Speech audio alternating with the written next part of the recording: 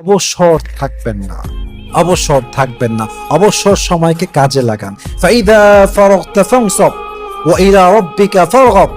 সূরাত আলাম নাশরাহ। আল্লাহ তাআলা এখানে তিনটা ভাগ করেছেন।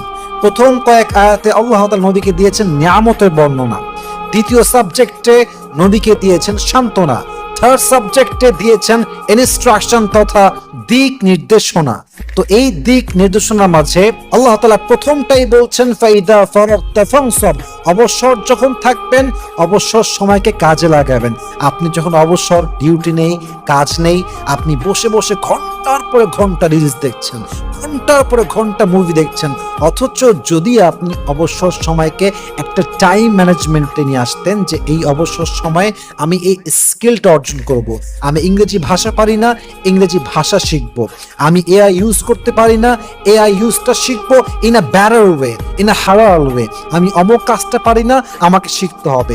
অবসর সময়ে যে কাজে লাগায় তার মতো মানুষ কখনো মোবাইল ফোনের নেশায় আসক্তই হতে পারে না। ঠিক কিনা বলেন?